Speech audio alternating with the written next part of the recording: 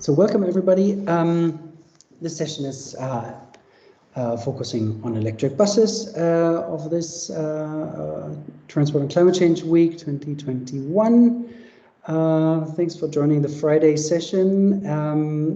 This will be one of the last, but certainly one of the more exciting ones for sure, as all the others of course were. Just as a little housekeeping rule, it would be quite helpful if you, when you're not speaking, turn off your camera and mute yourself. You're welcome to share questions in the chat that you will see in your panel, and we'll take them and continue when we open up the Q&A sessions after each of the presentations. There will also be a translation to Spanish and French, or from Spanish to English, as one of the presentations will be in Spanish. And the basic idea of that is that you take your cell phone or another device, type in the website here with the username and the password, so TCC week 2021, password EBUS, and then you can select the different channels of the language of your choosing. And then please make also sure that you mute this device, otherwise we'll get a terrible echo, I suppose.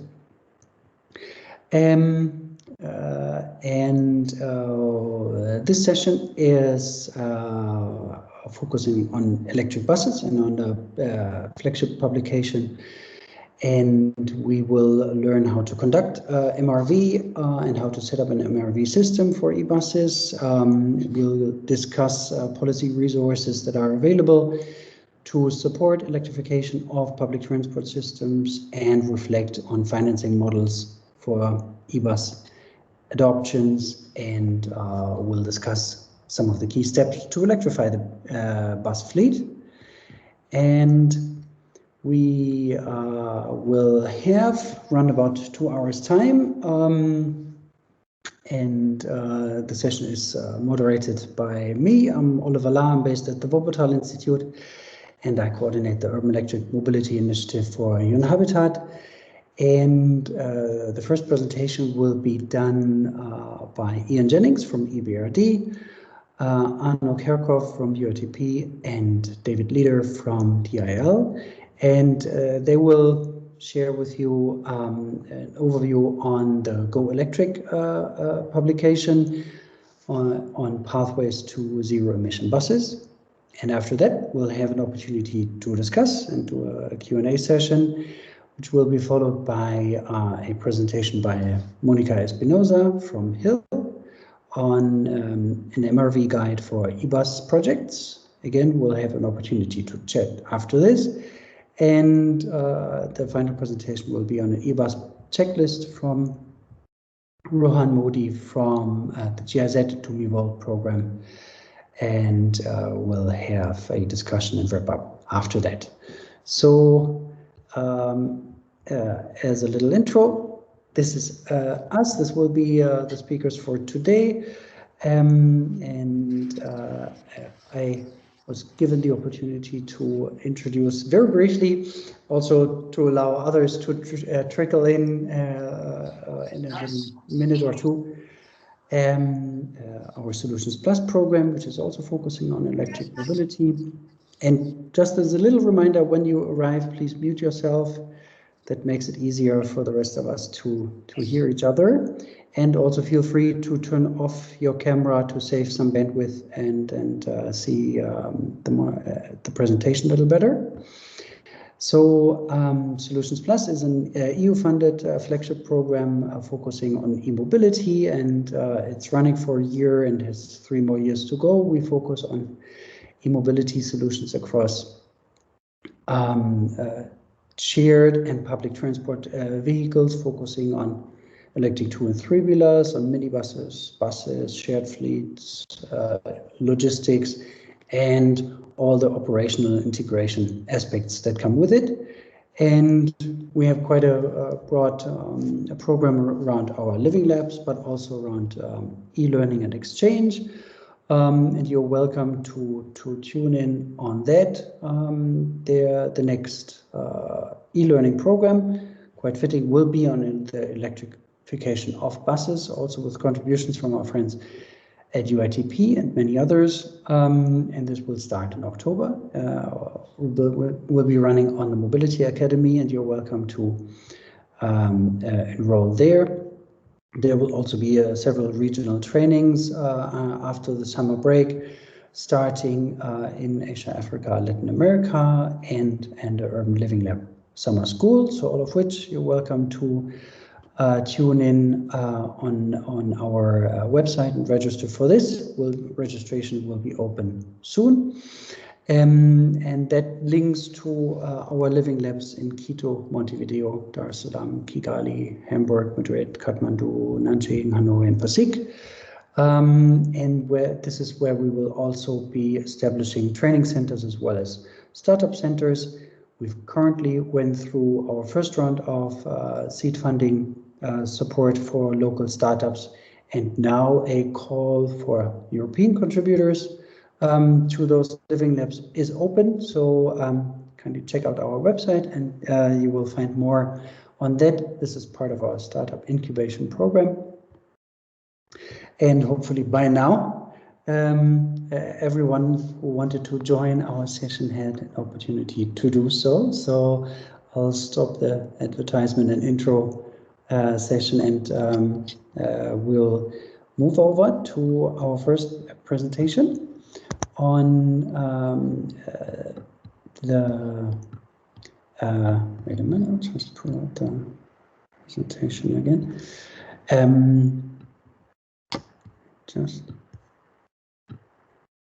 Matteo, you are sharing your slides then for the upcoming presentation, is that right? Yes, Oliver, on it. Great. So I'll hand over to Ian, Arno, and David for the presentation on the Go Electric presentation for the pathway for zero emission buses. Ian, Arno, David, over to you, and Matteo, feel free to start sharing. I am already. Thanks very much, Oliver.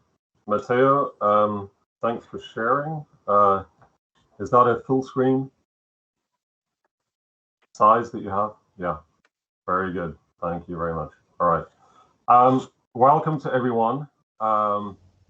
Great to see an audience here for this event.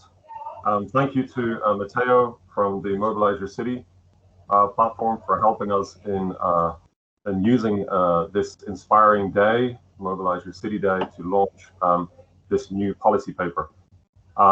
So I'm very pleased to be here. I'm very pleased to launch this piece of work that we've done with our partners between EBRD, UITP, and GIZ on electric buses. This is a very exciting day for us. It's taken us actually 2 years to get to this point. We started out in London in 2019 with a workshop where we had a lot of partners in the industry, some operators, industry suppliers, electric bus suppliers, etc. And we talked through how the market may develop. We had another discussion last year at Berlin in the same event, the Transport and Climate Change Week, where we again looked at electric bus options, and here we are coming out to to the publication of the paper itself. So my name is Ian Jennings. I'm the urban transport specialist from EBRD. I'm very pleased and very honored to be here today with Arno Kerkhof. He's the head of the bus transport unit at UITP, and with David Leeder, a highly experienced bus manager and a partner in Transport Investments Limited, TIL, a consultant who has helped us shape and put this paper together. So we have about 45 minutes. Thanks, Oliver, for finishing slightly early. So we have actually about 45, even a bit longer minutes to get through this. We have a session of Q&A at the end, so hopefully we'll have time to take your questions. And during the process, we have 3 polls. So we're going to ask for your input. Hopefully that's not to abuse you too much. These 3 polls are going to try and sort of get some feedback from you on how you see this market developing going forward. And it's using elements from the policy paper, you know, and applying them as a poll, and would be very interested to get your feedback. So I think we can go to the next one. So I'm going to start with just setting the scene for the electric bus paper. So firstly, EBRD has a policy series. We do a series of policy papers. So this is actually the third one in the urban transport space. The first one being on automated fare collection. The second one being on bus reform, which came out a couple of years ago. And this is the latest one on electric buses. They are all available online at these addresses, including the last two I've given a direct address. So we can carry on.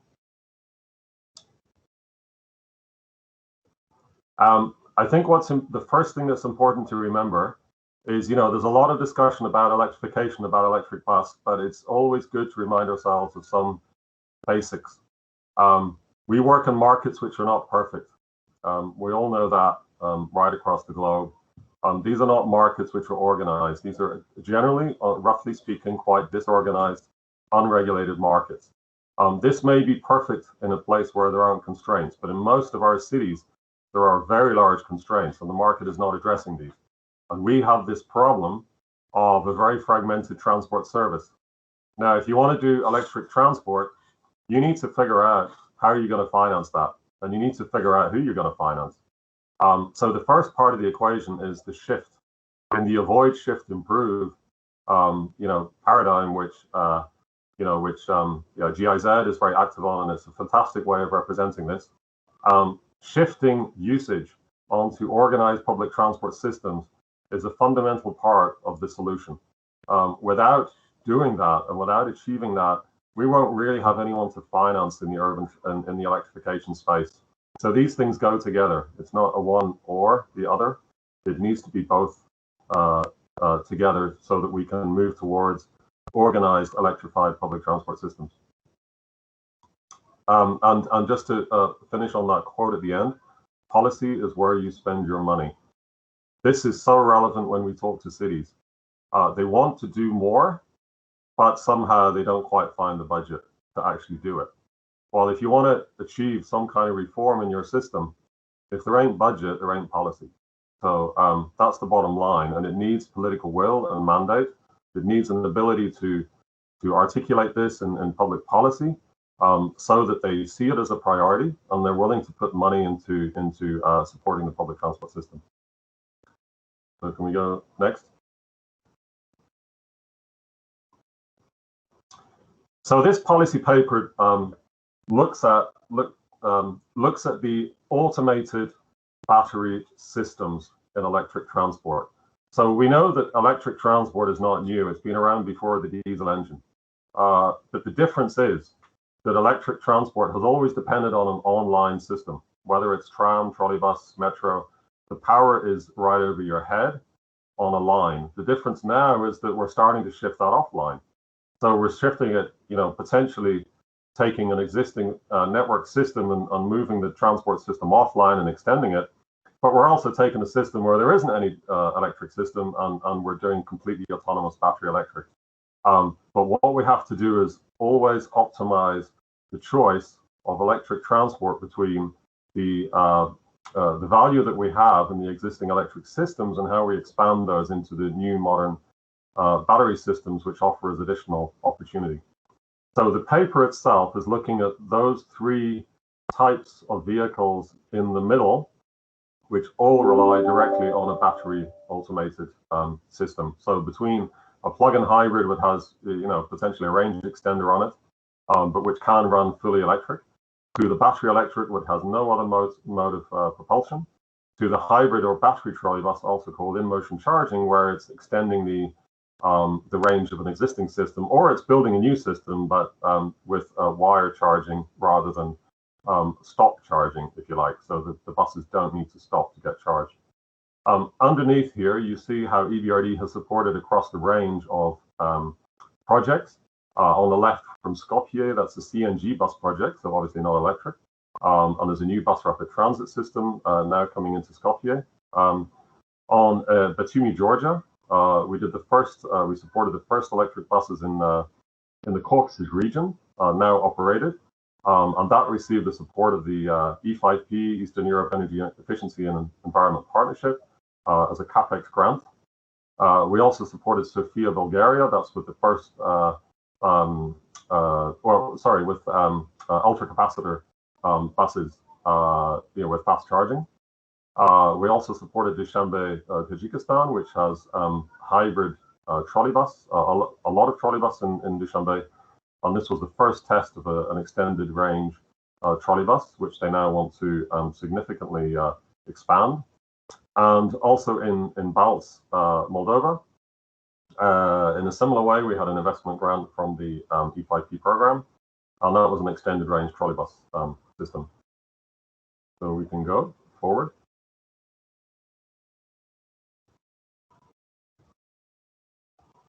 Next one, Matteo. Okay, so why do we choose trolleybus? Why do we choose electric bus? Why do we choose electric bus?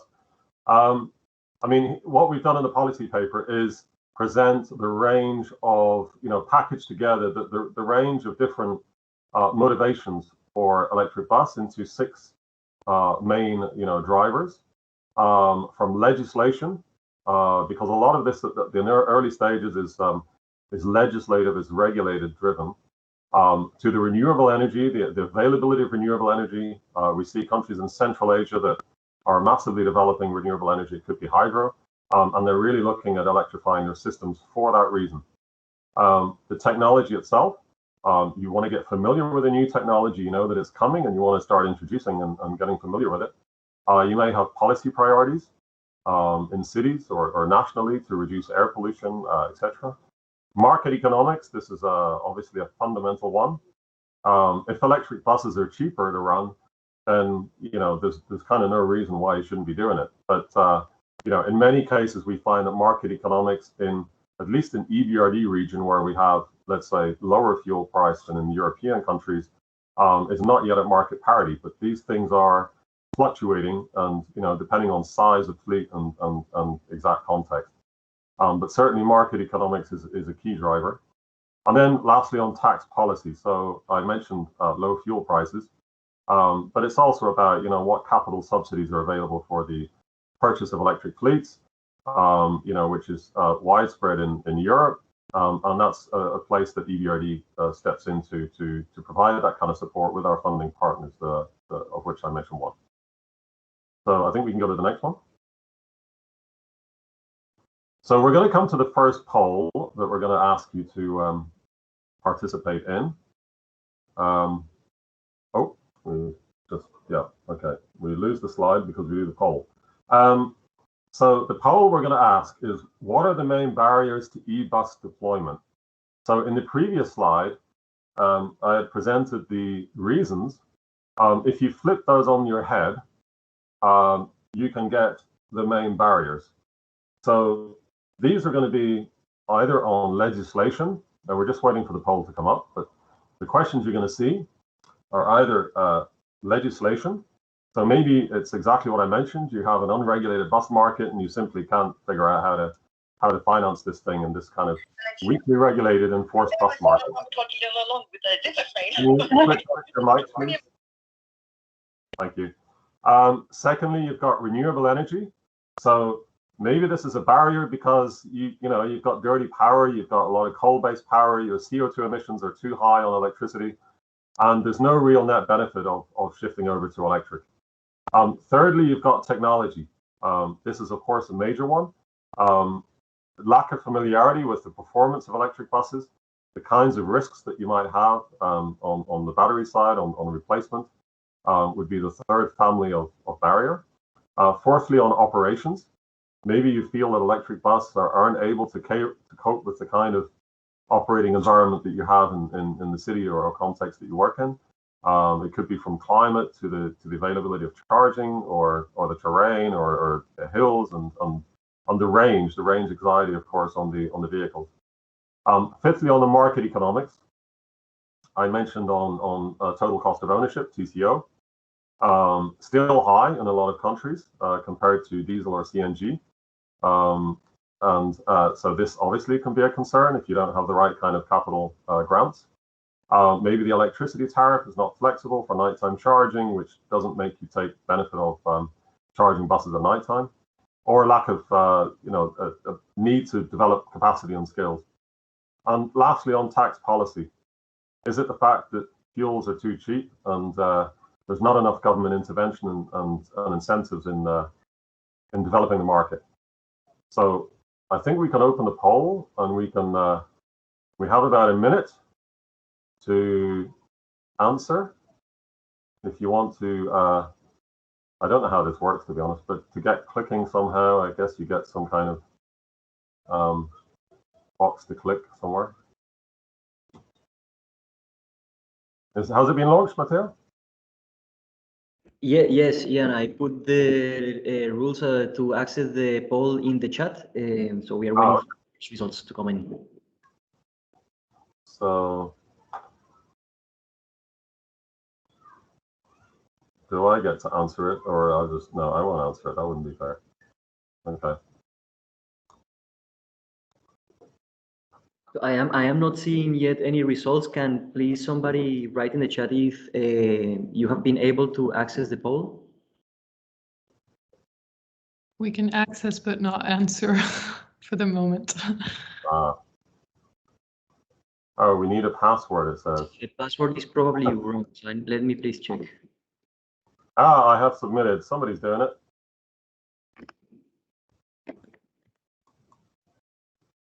I mean, what we can do, it seems, yeah, okay, some people are answering. We had indeed a wrong answer, so I see the results. Yeah, I put the new password in the chat. I'm truly sorry. Okay, so it's working now. The only thing we don't see is the results coming in. I don't know. Anyway, we can wait.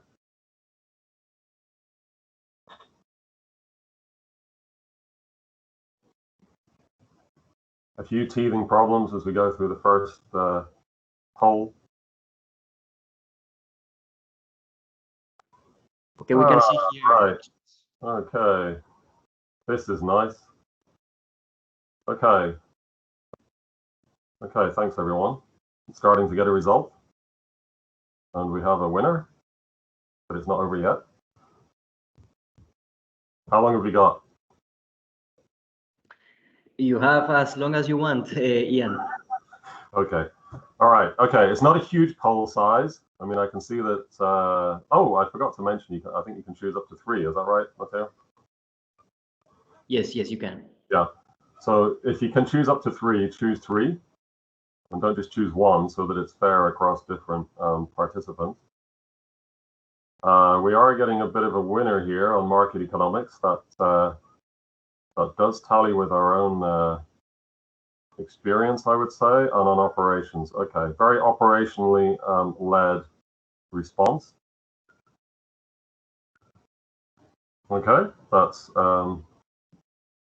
okay. Maybe we'll leave it at 20 seconds more to make sure that everyone has taken part who wants to.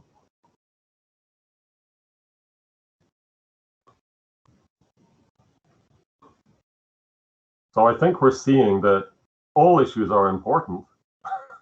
None of them is not important, but there are some leaders in this pack, which the one from the bottom is coming up as well. Sorry, I don't actually see that bottom one. What's the number 6 again? That's tax policy.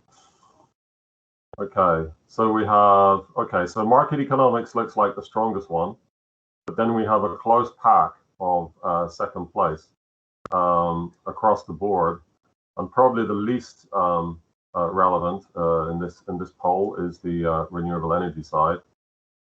So thank you very much for taking part. I think we'll move on to Arno, and he's going to walk us through how to choose the right e-bus. Thank you. Over to you, Arno. Thank you.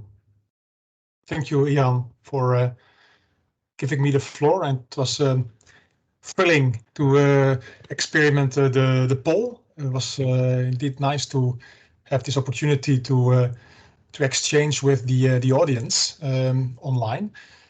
Yeah, I am first of all very honored to represent UITP and to have been a partner of EBRD in this this piece of policy work on the battery electric bus.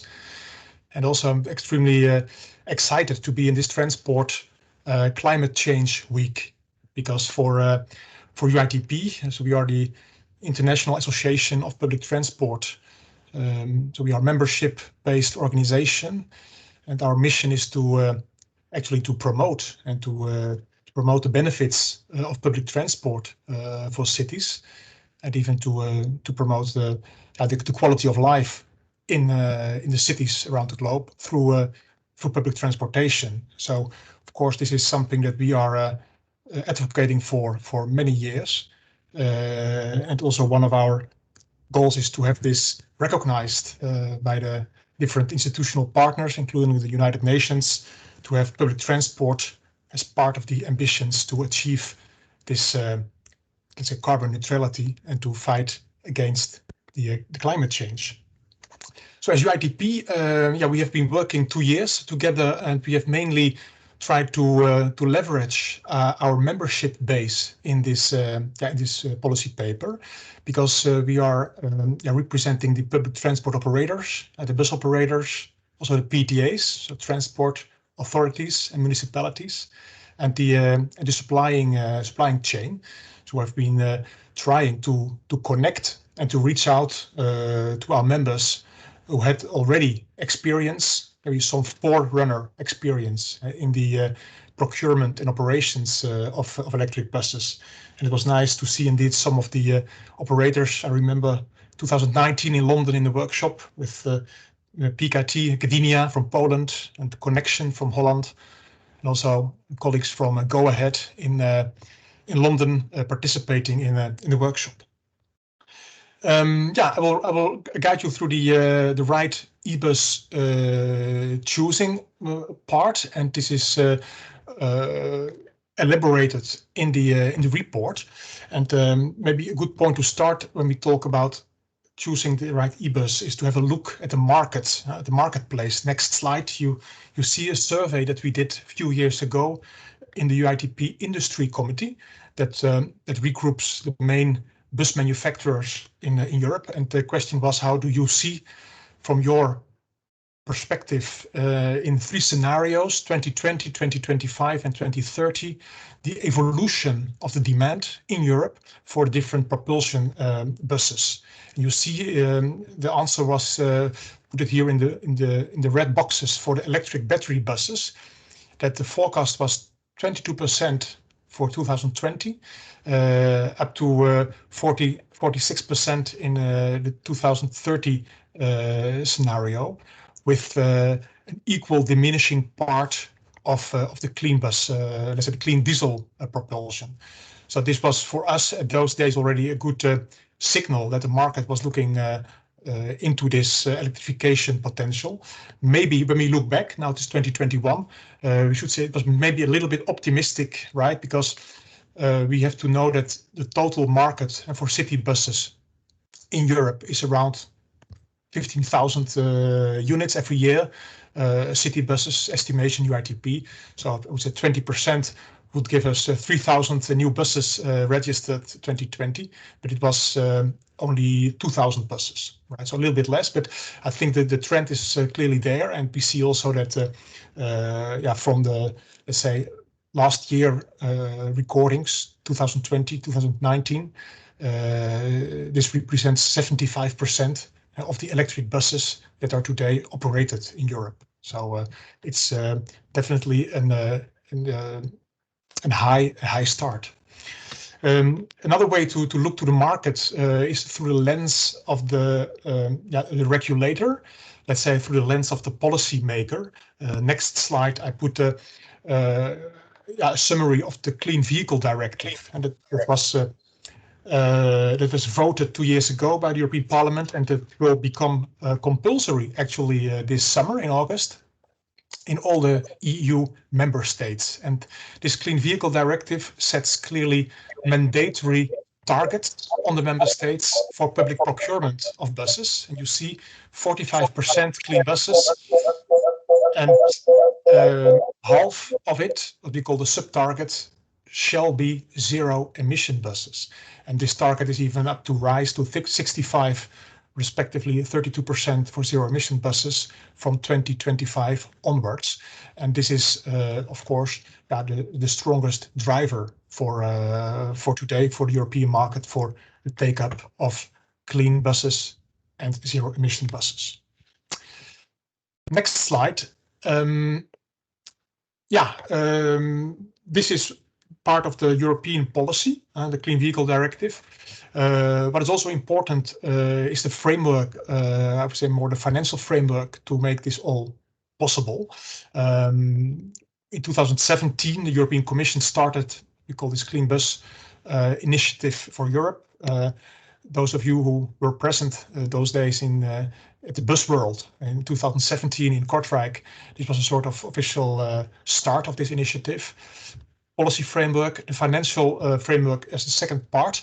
Ian mentioned it in the beginning of his presentation. There is this set of 3 policy papers, and actually the first policy paper looks at the infrastructure, but specifically the fare collection infrastructure, because it's very important to have this well settled in the bus network to collect the fares.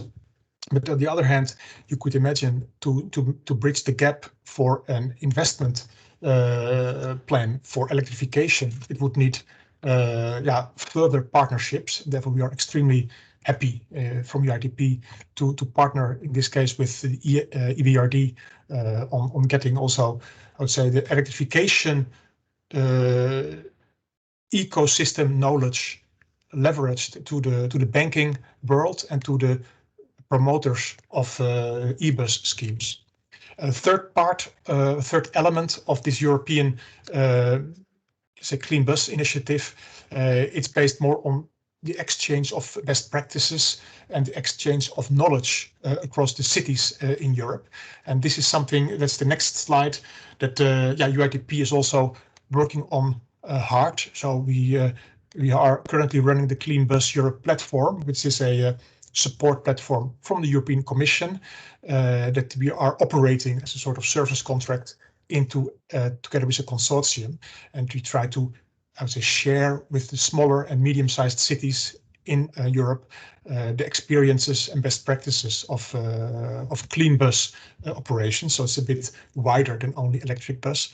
And also there's a big networking part to connect all those cities with the ones that are, let's say, the forerunners one and have the most to share. There will be more, I would say, activities organized in this Clean Bus platform also around industry marketplaces and also financing marketplaces. So I'm quite sure that hopefully with some of you, we will meet later this year or next year in such a marketplace. Next slide. When we have to choose the right electric bus technology or the right electric bus system, so we have tried to regroup in the report a certain number of, let's say, system factors to consider at an early stage of the policy making. The first of them being the power and the charging strategy. So very important to have an idea how to feed through which electric or charging technology the fleet shall be powered, and also what are the implications in terms of layout for the charging infrastructure, either in the network or in the depot. And we have elaborated a set of recommendations around this key factor.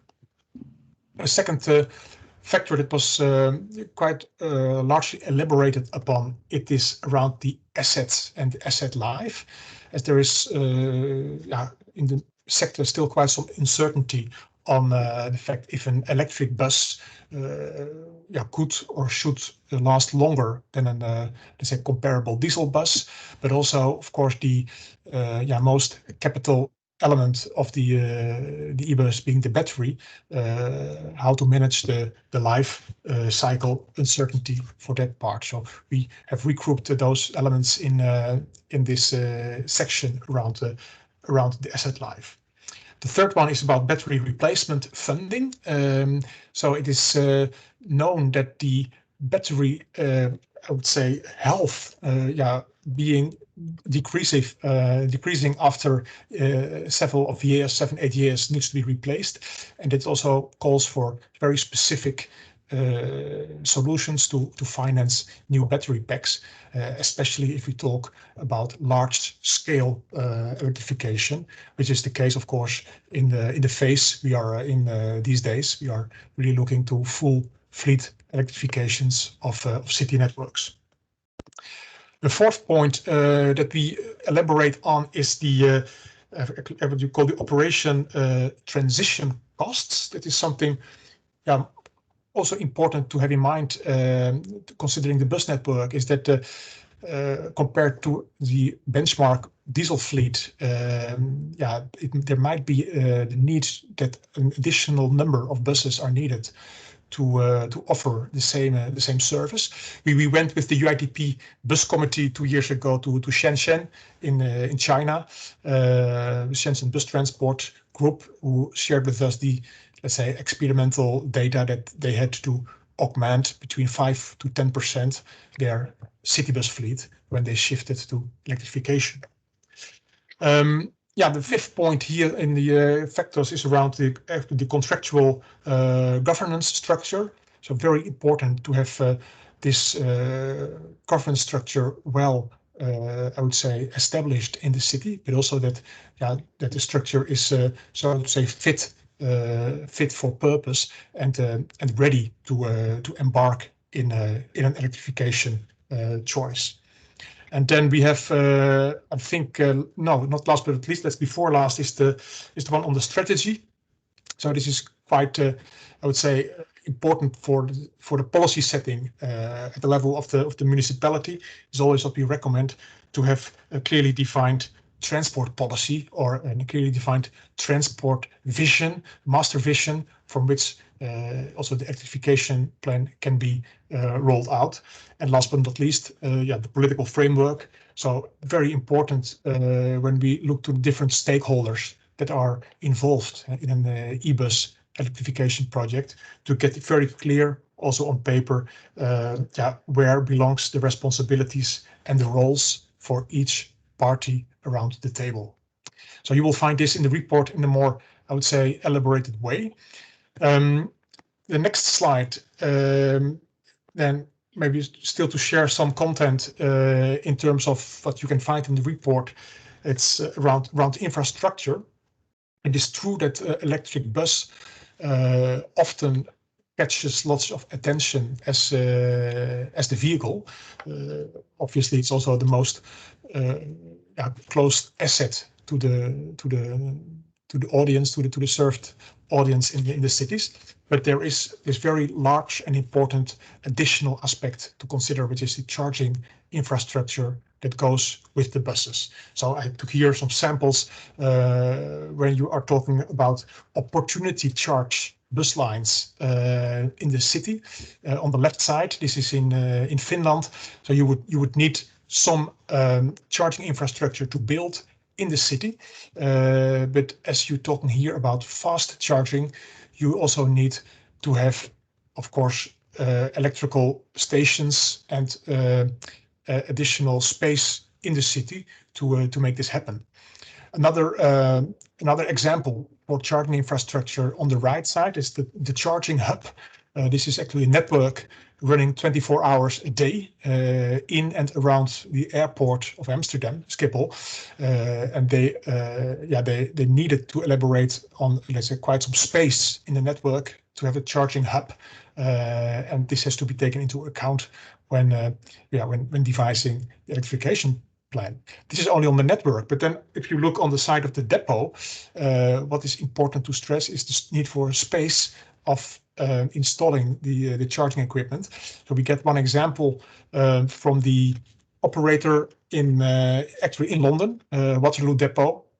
So you see, let's say, on the setting here, the classical depot garage with diesel buses, where 12 buses fit in, and then below, in the scenario of electrified parking lots, only 9 buses fit into the same space. So you need more space also in the depot to accommodate the electrification. And then maybe also interesting to mention here, last but not least, is the shared infrastructure concept. We saw this from our members in Moscow Trans, where they do have quite intensive trolleybus network, and where they also now deploy battery electric buses. So they have 600 buses in operation. And I think the shared concept here is less on the physical infrastructure, but more on the side of the competences and the skills inside the operator to be able to handle maintenance assets of electric devices. Hello. Next slide. And then I will wrap up, because this is also a nice, I would say, part of the policy paper on developing the EBUS project. We try to put here sort of expert scheme to help you in developing your EBUS project from your city perspective. So it starts on the left. It's a little bit small, but it starts on the left box. I will not go through all the boxes, but it's starting with the let's say the establishment of the policy, the public policy objectives as part of the master plan. Then it goes on the right side to 3 to conduct this analysis of the electric bus technological options. That's really going through all the market options that are available in your country or in your market. And then we end in point 4 and 5 around more the risk assessment and the TCO analysis. We will hear about that later by my colleague David. And then we end up in the step number 7. So 7 is the sort of the outline of the business case. And this will lead to, let's say, a go, no-go decision for this business case. And if it is a go, we go to the market, so to seek the tenders, to the request for proposals, and then step 11, important, highlighted here in the purple, is to prepare the pre-funding and the pre-funding of the business case with financial partners and institutions. And then, of course, in the end, we end up with 13, which is the implementation scheme. So we developed this scheme together with the consultant of the EBRD bank and with GIZ. And we also have additional, say, checklist available on bus fleet renewal, really to guide an organization, to guide an institution across all the different development steps. Sorry for the small size, but I think with the computer there is always a zoom lens available, which is good. And then to finish this part, I would like also to open the poll. If Matteo, you can help us with poll number 2. Actually, this is around the policy paper that we developed. We have actually different sections in the report, and we would like to ask you as audience. Let's say if you were, let's say, a city, if you were, or if maybe you are a city, you are a city stakeholder or transport authority, and you need, let's say, to deploy an EBUS scheme. Which topics, I would say, would you find most relevant, maybe for future webinars, maybe as a follow-up of this climate change week? And the first one is about the current state of the EBUS deployment in and around Europe, and let's say a bit about the market watch. So what are the EBUS products available today? The second one is more the topic around how to set an EBUS scheme and how to set the objectives for an EBUS project. Option 3 is choosing the right EBUS technology option. So very much about planning, development, and procurement. Are you thinking about battery electric buses, or rather maybe emotion charging buses or trolley buses, or something hybrid? So really about the technology choice. And the fourth point is the EBUS operations, and to learn more about the total cost of ownership from the perspective of the bus operations. Fifth is the topic that is dealing with more the component of the battery, so the battery chemistry and the battery technology. What is the market? What is the battery behavior? And how to manage the circular economy aspects around the battery volume that you will have in your fleet. And or you can choose one or more. 6th webinar we could imagine is around more the funding models, how to fund your e-bus scheme, and also from battery life cycle to green funds. So the poll is open. Time is running, and I'm looking here already with very high score for number 6. See, so a webinar, or maybe a specific dedicated webinar on the funding models from battery life cycle to green funds could be definitely seen as a winner of this poll, but closely followed by 4. So a webinar around e-bus operations, so maybe sharing experience from operators around e-bus operations and total cost of ownership.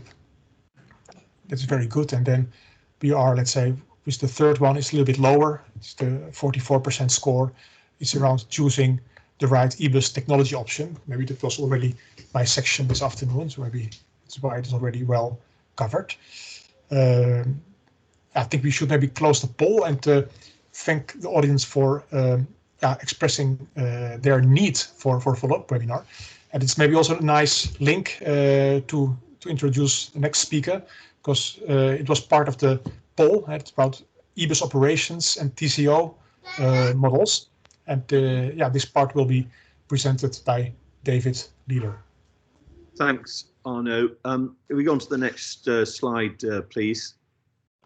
So, as Ian and Arno have said, there is still quite a lot of uncertainty about aspects of this, but there are some very clear trends becoming available, some very clear trends that are affecting most of these. And the arrows at the top of this slide show you some of the sort of thematics on economics that we can see. I think the one number that people tend to focus on is the capital cost. And as Ian and Arno have said, the capital cost is much more than simply the bus. There are at least 4 buckets of expenditure here. There are obviously the buses. I think one should really think about the batteries as separate to the buses. Many people think the batteries just come with the buses, but I think it's much better to think about the batteries as a separate asset category. The third thing we need to finance is the charging equipment. And then the fourth thing is the grid connections. So if you add all of those things up, what you normally find is that on a like-for-like basis, the upfront capital is about 2 to 3 times more than for an equivalent diesel bus. The second thing is the total cost of ownership, and that's measured over the life of the assets. And I think an important thing I'll come back to is that these assets potentially last longer than diesel bus assets. And that's very important from an environmental point of view. We need to avoid the syndrome that says that George Clooney changes his Tesla every 3 weeks, and that's good for the environment. That is in fact not the case. There is enormous energy and resource taken up in actually building vehicles, making batteries, and so on. And we've known for a long time that assets can last longer, quite a lot longer. Anyone who's operated trolley buses will know this. And that's an important factor on the TCO. I'll come back to that. But what that means in total is that the TCO is coming down. And in many places, the TCO is getting to parity with diesel buses. And if you play around with some of the assumptions, you can get to a position where the TCO may be the same or lower than a diesel bus, but you've still got this enormous upfront capital. The third point I've really covered, which is that the assets may last longer. They don't all last the same amount of time. At the moment, we know that the buses last usually at least twice as long, maybe 3 times as long as the batteries. The charging equipment may last 4 times as long as the batteries, and the power equipment, that could be measured in half a century. There are many trolleybus and tram systems where the basic grid connections have lasted 50 or 60 years. And then the final schematic shows the battery. Now, there's an important financing question here. Is the battery a capital item? In other words, is it part of the bus? Or is it a revenue item? Is it a service that we buy from someone else? And that's both got a financial dimension. Do I put the battery on the balance sheet, or do I effectively rent the battery, but it also has an environmental dimension. What do I do with the battery when it's no longer suitable for use in the bus? Can I reuse the battery for something else? And in fact, I can potentially reuse the battery to help me charge the buses at depots. So the whole question of recycling the battery and the life of the battery is very important, but has a financial as well as an economic aspect. So we move on to the next slide, please. So within any city, these questions will be different. There will be different considerations in each city. And on this schematic, we've shown some of the typical considerations that a city might think about that will affect the TCO and will affect the economics of the operation. And these are completely notional. Where you sit on this spectrum will be entirely different by each city, and it may be something that you can't actually manage. So, for example, in general, electric buses will be more suitable for hillier places. Electric buses will be more suitable for places that have already got trolleybus or tramway catenary.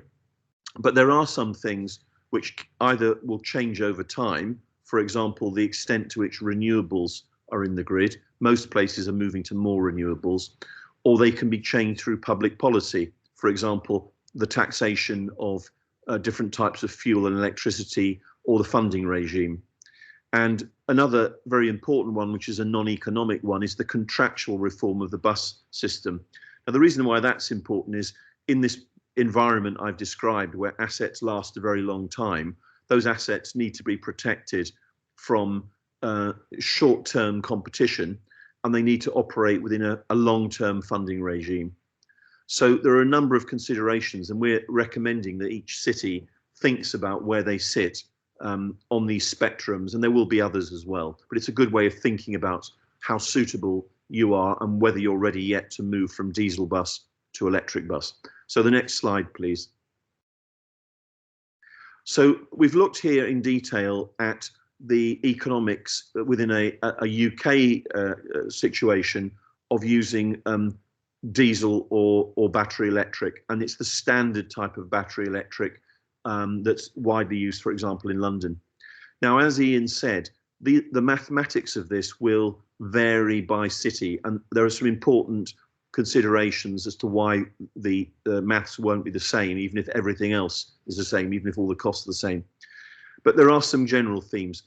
The first one is, very typically, the electric bus will have much lower power costs than the diesel bus has fuel costs. The second consideration is maintenance. Now, electric vehicles are fundamentally simpler. As Ian pointed out, electric vehicles far predate diesel vehicles. They're basically simpler vehicles, something in the order of 7 times more moving parts in a diesel vehicle than an electric vehicle. And a lot of those moving parts in recent years are to do with making the bus cleaner. So there's less maintenance to do. But there are 2 important asterisks or sub-considerations. The first one is on modern vehicles.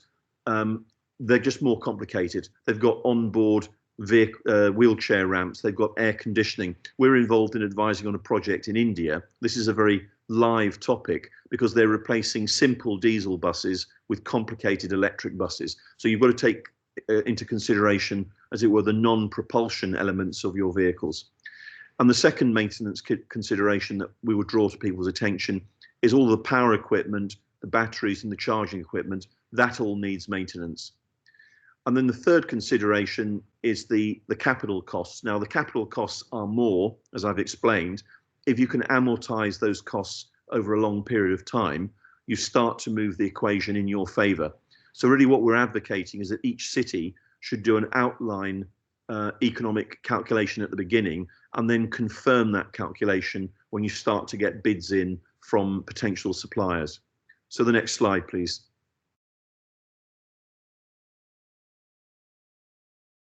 So we can do the next one. Now, moving on from this, in this world with very long-lived assets, it's important to think over the life of the assets of how you're going to fund it. What are the sources and the uses of the funds? You've got upfront capital costs that I've talked about, but you've also got operating costs. It may be that the maintenance costs are a bit lower, but you've also got to think about your fare revenue, your passenger trends, and what income is coming in from sort of day-to-day local subsidies. And it is possible for electric buses to increase the income. How could that work? The answer is if you modify your network in response to the lower environmental impact, if you allow your electric vehicles to have more privileged access to historic city centres, to important passenger destinations, it is possible that the electric vehicles could earn more passenger income than diesel vehicles that may be barred from city centres. And then you've got replacement capital costs. As I've mentioned, the batteries at the moment certainly won't last as long as the vehicles. There will be all sorts of routine maintenance needed of power equipment, overhead wires and so on. So what we're suggesting here is a lifetime approach that considers the various pots of money that are coming in and the outflows of capital, some of which are weekly or monthly, paying the drivers, paying for the power. Others are very infrequent, replacing the batteries maybe every 5 or 8 years, refurbishing the buses every 10 years, redoing the power equipment every 10 or 20 years, even wider than that. And very often we would expect there to be a funding gap. And that is where our friends at EBRD and GIZ can come in to help you bridge that gap, either by providing bridge finance or to smooth the capital costs into something that's more affordable. So I think a sources and uses of funds is not the same as the total cost of ownership, but it is related to the total cost of ownership estimation. So next slide, please.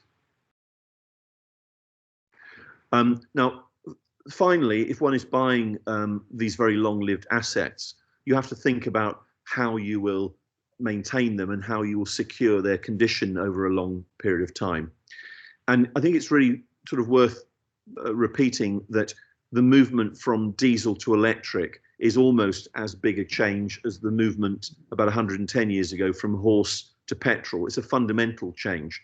And as a fundamental change, it's changing every aspect of the market. Different manufacturers are entering the market. Different assets need to be financed.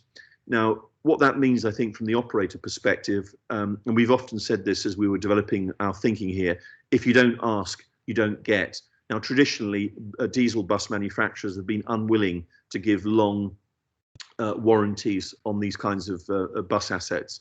That is changing, and we're seeing that in the work that we've been doing on different projects around the world with electric buses. I think there are two reasons for that. One reason is there are all sorts of people that we never heard of a few years ago who are now becoming major manufacturers. In London, the majority of the buses are being supplied by BYD. Nobody had ever heard of BYD 5 years ago. So there are hungry people entering the market who may be more flexible than the people of the past.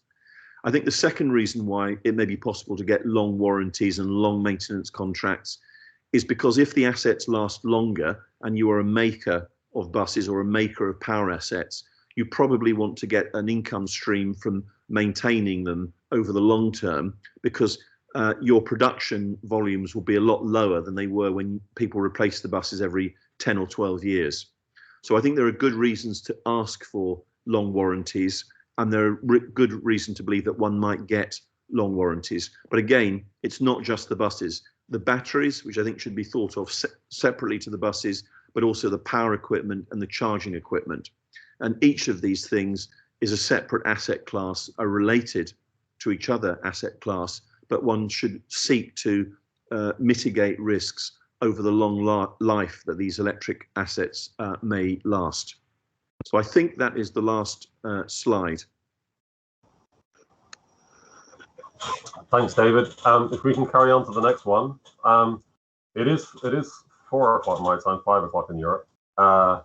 So we've kind of ended our session, but we do have a couple of slides, and we'll see how we can figure out a Q&A, if that's possible or not. So we've got a couple more slides. I'm gonna run you through these very quickly. We do have another poll, so keep your fingers on the buzzers as we go into that. So if we can go into the next slide. So this one's about future funding models.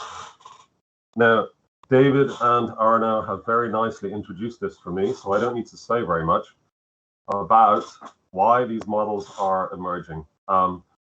We know that buying a diesel bus, you pretty much buy it off the shelf. You don't need to worry about it too much. You fill up the tank and off you go.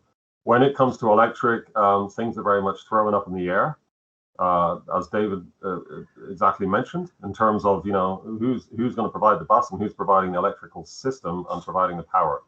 You know, represented in this slide, we see the reasons why we are seeing other models emerging of, let's say, not just buying a bus up front, paying an awful lot of money, and seeing how it runs. So we have in the policy paper categorized this, if we go to the next slide, under 4 new models. Now these are you know, categorizations. The market doesn't function quite like this because the market is much more flexible. However, in these products, or let's say the future models, there are basic concepts which are pretty relevant to how the market will be shaped and how someone like EBRD could actually support the market in terms of risk allocation and you know, who takes the finance, etc. So on the left side, you see what is a standard purchase. So you're happy with an electric bus, you know exactly what it does, and you don't need anyone to help you. Thanks very much. So I'll just buy the bus, I'll buy the charging infrastructure, and you know, apart from a little standard warranty that covers me a couple of years, you know, I'm in charge and I'm very happy about that. And when the battery needs to be replaced, that's my problem, no issues. So if you're happy to do that, you can go off with a standard purchase. If, however, you think, well, wait a minute, I know the battery is going to run out after 7, 8 years. I know that, I mean, actually the battery supplier knows that better than me. So he should be able to manage that technology. So why don't I ask him to cover that cost up front so that I don't have to worry about that in 7, 8 years when the time comes. I get a contract which guarantees me a performance, and when the state of charge goes too low, you know, call him up and up he comes and replaces my batteries. And it's all paid in up front. So there's no need to go back to the mayor and ask him for an embarrassing amount of money to keep my buses on the road. So maybe it's better to plan this up front when you know it's going to happen. So that's the notion of, okay, we can ask an extended warranty, like David says. You don't ask, you don't get. The third point is, well, wait a minute, maybe we don't want to ask the guy, maybe we don't want to pay him up front. You know, maybe that's putting a lot of trust in the battery company. Maybe we want to pay him a monthly fee. So we'll buy the bus and the battery, but you know, we'll pay him a monthly fee, and that'll cover the battery. It'll actually be a battery service. So he'll make sure that the system is running and operational for you. And when the time comes, he'll come in and, you know, change all the batteries and go off again, and you've got a perfect bus system. The fourth one is if you say, well, actually, no, that's not exactly what we want, because we don't actually know how to run an energy system. We're not electricity experts. We don't know how to charge. We need to do a lot of smart charging. We need to charge at night. We need to optimize. We need to figure out how to do that. And we also need to get maybe renewables in the mix. We need to do net metering. We need to do wheeling. This is kind of more typical of a renewable industry who knows how to work markets and grids and optimize according to the grid capacity and the high voltage cable that you have available. So maybe we should be just packaging that out to the private sector, giving them a bus, which is pretty much like a diesel bus with a hole in it. And then you say, well, you know, put in your battery system and that's your problem. And then we just lease it from you. So it's off our books, it's onto your books. And that's what we call battery as a service. So that's providing a much more holistic energy supply contract to the private sector. And that is not just theoretical. This is real case emerging technologies which we see in the markets. It's in the policy paper as examples. This is real life possibilities, you know, depending on obviously risks and profile. And then the final one is where you have maybe what was presented up front, which is the operators are not really able to finance it themselves.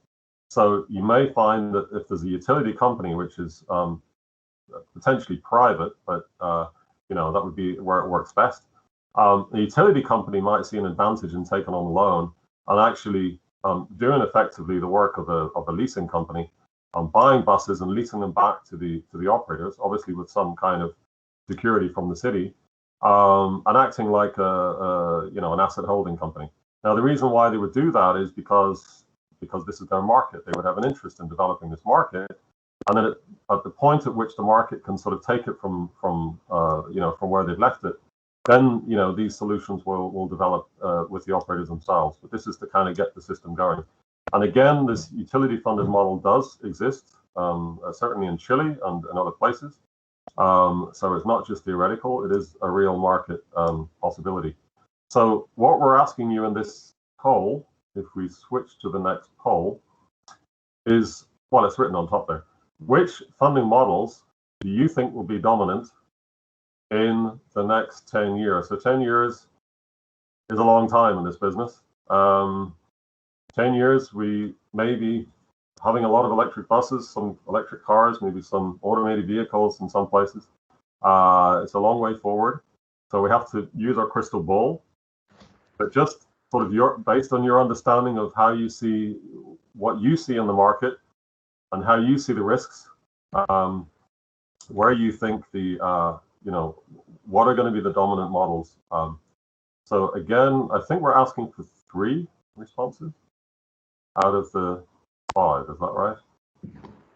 Let's also keep an eye on the time, Ian. Yeah. I'm sorry about this. Can we just run the poll and then we'll just close up? Yeah, let's do that. So maybe let's have the poll, and then we may have to skip the Q&A, but we do have a block later on as well. And you're also free and welcome to share your questions in the chat box, and then we'll see that we address them there. Thanks, Oliver. So yes, we are seeing interesting responses which show that emerging technologies are estimated to be the more dominant models. So obviously there's an anticipation that the need to manage a battery system and potentially the energy supply is going to be a dominant force in how this market shapes up. We also think that battery as a service has a lot of potential. The standard purchase and service agreement, we would think it has potential, although we are yet to see examples. So that is also, it could be done as a parallel contract to the bus purchase. So you just tender it together and have the capital purchase up front, and then have a parallel contract for a monthly service agreement. But I think there's also, it also shows that we don't quite know, because a lot of them are coming up tops. So we don't quite know how the market's going to shape up. That's absolutely right. But it's interesting to see that the more innovative ones are actually up front. So thank you very much for taking part in that. I'll hand back to Oliver. Thanks everyone for listening in, and I'm glad we got up to 100, I think, participants. So I hope it was interesting, and do read the policy paper. It's out now, and you've got the link, and we're available for feedback. Thank you. Thank you very much, Ian. Thank you very much, Arno. David, very much appreciated. Great reading over the weekend or beyond, for sure. And thank you very much for the very interesting presentation. We do, in interest of time, have to skip the Q&A, but yeah, do feel free to buzz the colleagues on in the chat box on the questions that you might have. And the next presentation, just to keep in mind, is in Spanish. It will be presented by Mónica Espinoza from Hill on the MRV guide for eBus projects. And I hope you still remember how to access the translator. So you go on to the website that Matteo again shared in the chat box in here. And then you enter the username and the password, and you can select the English channel. So I'll hand over to Mónica. I hope you managed to, maybe you start slow, Mónica, and then people, yeah, Matteo, you have some further advice on the technical side. Can wait 1 or 2 minutes for the participants to access the cell phone, and then Mónica can start. So 2 minutes, so everybody can join the the translation device. Okay. Thank you very much. Exactly, Okay, but he was more patient than I am. So we'll give you a minute to link into the system. And in the meantime, Monica, you're free. Yeah, okay, you're sharing already. This is great. So let's Okay, take Matteo, Leeder and then let's get started. I hope everyone is connected. Monica, over to you. Thank you. Buenos días a todos. Esta parte de la presentación está dedicada a entender un poco mejor cómo estamos diseñando los lineamientos técnicos para hacerle seguimiento a este tipo de proyectos desde el punto de vista ambiental y en particular en lo que tiene que ver con mitigación de emisiones de gases de efecto invernadero. Lo que les voy a compartir hoy hace parte de un trabajo que desarrollamos como caso de estudio para Colombia, pero que desarrolla una serie de lineamientos que podrían ser útiles también para otros países de la región y otros países similares a nivel global. Fue desarrollado con mi colega Florentino Márquez y vamos a iniciar. Entonces, el tema de buses eléctricos o de transporte eléctrico en Colombia ha venido cada vez cobrando mayor importancia y se considera pues, uno de los objetivos, digamos, de mayor interés por diferentes razones. A partir de la estrategia de crecimiento verde en el año 2018 se establece como meta para el país lograr 600.000 vehículos eléctricos en el año 2030 y esto da pie para que se haya empezado a desarrollar una serie de instrumentos que permiten lograr esa meta. Desde el sector energético, la Estrategia Nacional de Movilidad Eléctrica en el año 2019 avanza en términos regulatorios y también avanza en una serie de elementos habilitantes, sobre todo desde el punto de vista del sector energético, que pues permita darle la robustez al que se requiere al sistema eléctrico nacional para poder llevar a cabo esta estrategia. Finalmente, en nuestras metas de cambio climático, esta meta pues también ha sido incorporada y ha sido, digamos, ratificada a lo largo de los últimos compromisos que ha adquirido el país. Entonces, lo que vemos es que en los últimos años se han venido implementando y desarrollando instrumentos para que esta entrada de la flota eléctrica sea una realidad.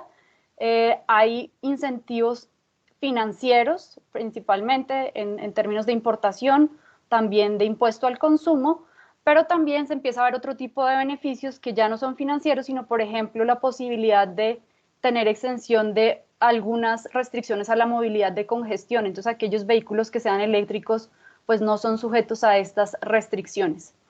Y finalmente, pues vemos que la electrificación del transporte eléctrico, a diferencia de otros segmentos, pues tiene algunas ventajas adicionales. Lo primero, porque es un sector que es altamente intensivo, digamos, en términos de actividad, y esto lo que facilita es que entonces los ahorros por consumo de combustibles fósiles pues se vean de una manera mucho más fuerte, pero además porque el transporte público en las ciudades ha jugado un papel muy importante por su contribución, desafortunadamente, a las emisiones de contaminantes locales. Entonces, hay una gran oportunidad en esta reconversión de la flota hacia tecnologías eléctricas que implica beneficios muy importantes en términos de salud pública en las áreas urbanas. De a poquito se ha ido avanzando en esta meta del transporte eléctrico dentro del segmento público. Hoy en día en Colombia ya 3 ciudades cuentan con flota eléctrica como parte de sus sistemas de transporte, siendo Bogotá el ejemplo pues con más buses incorporados al momento. Tenemos alrededor se habla pues de 1.600 buses más o menos en las 3 ciudades principales. Y pues también esta tecnología pues ha mostrado la flexibilidad dentro de los diferentes tipos de servicios que a su vez hacen parte del transporte eléctrico y la posibilidad de sustituir también diferentes tipologías de flota. Entonces vemos que hay flota eléctrica ya participando en los servicios zonales con unos buses más pequeños, también hacen parte de los sistemas BRT con unos buses más grandes para el sistema de alimentación, e incluso pues buses articulados que son los troncales que funcionan dentro de los BRTs.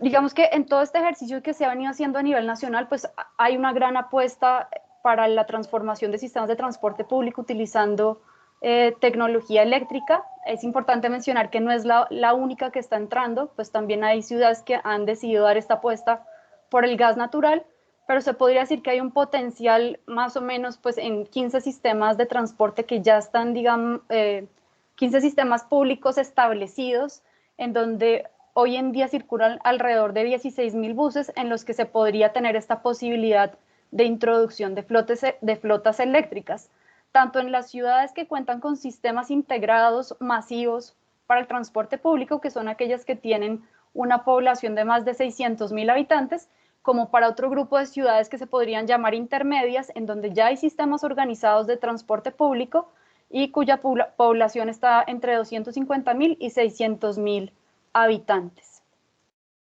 Entonces, en este estudio queríamos desarrollar unas guías técnicas que nos facilitaran a todos estimar cuál era el potencial de mitigación de estos sistemas, pero también hacerle seguimiento en el tiempo a su impacto en emisiones de gases de efecto invernadero.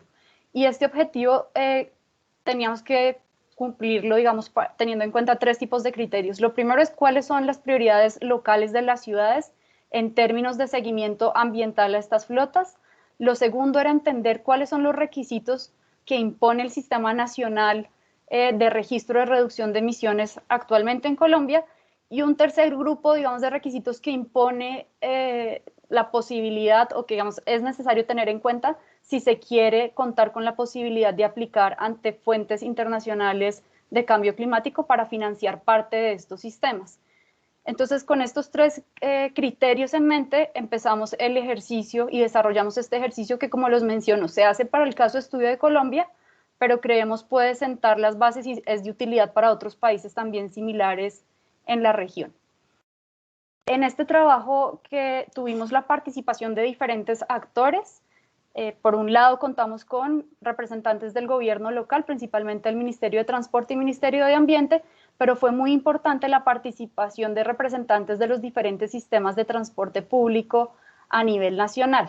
En esta interacción que tuvimos con los diferentes actores, pues lo que logramos fue primero identificar cuáles son las capacidades existentes a lo largo de estos 15 sistemas de transporte público en las ciudades para entender un poco mejor los recursos técnicos con los que se cuenta, cuáles son las prácticas que hoy en día tienen para monitorear sus sistemas de transporte, independientes si son solo para impactos ambientales o como parte de su operación, y también pues para recibir esa retroalimentación de los diferentes actores a esta propuesta que se desarrolló durante el estudio.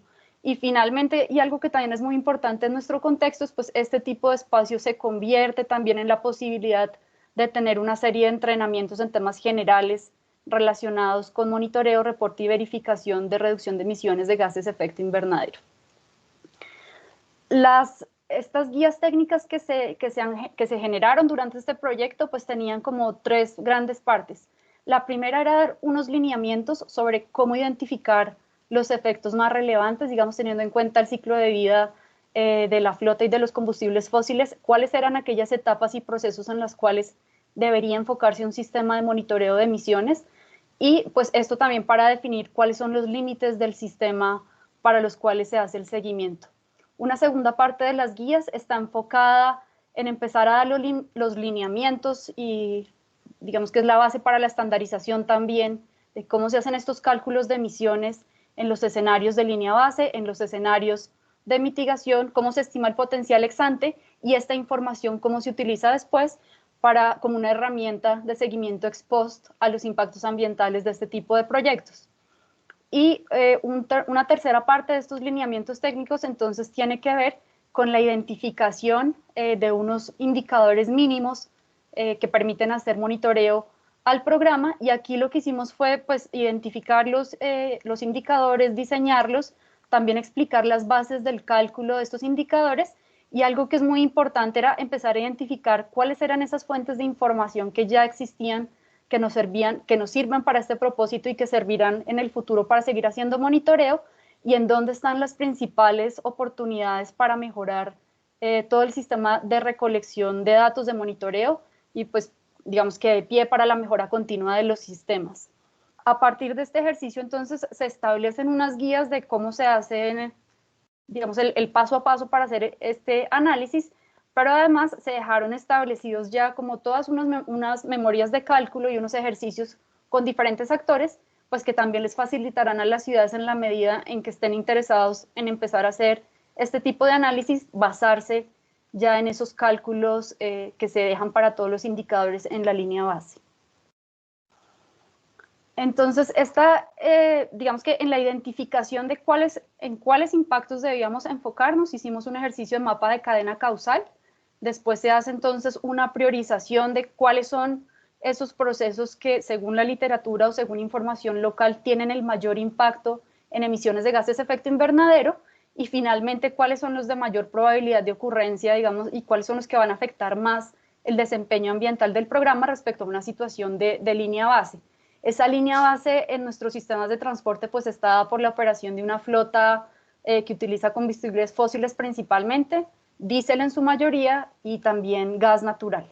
Entonces, a partir de esta priorización de efectos, a lo que llegamos es que en un primer alcance de un sistema de monitoreo de los buses eléctricos, tal vez deberíamos enfocarnos en la etapa de operación de los buses, específicamente en las emisiones que se generan por la combustión, digamos, de los buses, y en este sentido, pues los contaminantes que se priorizaron fueron dióxido de carbono, metano y óxido nitroso dentro de ese primer gran grupo de gases de efecto invernadero, y sin perder de vista también que queríamos hacerle seguimiento a esos cobeneficios locales.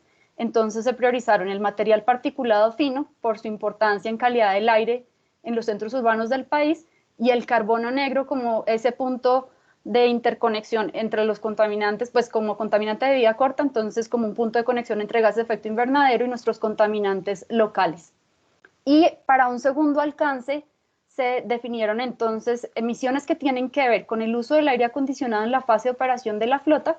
En este caso estamos hablando pues de emisiones con un origen de emisiones fugitivas, son hidrofluorocarburos en su mayoría, que también pueden ser expresados en términos de dióxido de carbono equivalente, y adicionalmente una pregunta muy recurrente en estos ejercicios de electrificación de la flota pues es entender cuál es el aporte de las emisiones por la generación de electricidad versus un escenario de línea base que sería la producción y el transporte de los combustibles fósiles hasta su punto de consumo, que en este caso también entonces nos estamos enfocando en emisiones que son fugitivas y en emisiones por combustión, y los contaminantes a los que les hacemos seguimiento pues son los mismos, que serían dióxido de carbono, metano, óxido nitroso, y en términos de cobeneficios el carbono negro. Esta división entre un primer alcance y un segundo alcance empieza a responder a una serie de condiciones locales en donde vemos que hay unas ciudades que ya están preparadas, cuentan con unas capacidades técnicas y estarían en capacidad de llevar a cabo un sistema de monitoreo mucho más completo y complejo, pero hay ciudades que no tienen hoy en día prácticas de seguimiento básicas para sus sistemas de transporte, y por lo tanto pues es necesario establecer un sistema flexible en donde los diferentes sistemas de las ciudades puedan irse acoplando, pero puedan hacer parte de ese sistema desde hoy. Digamos que dejar de ver como un cuello de botella, si no tenemos todo el sistema de monitoreo completo no podemos iniciar, es algo que creemos que para nuestro contexto no necesariamente aplica, y que es posible ir avanzando hacia sistemas cada vez más completos y más complejos, pero es posible hacer ya hoy un monitoreo preliminar sobre cuál es ese impacto en emisiones de la sustitución de flota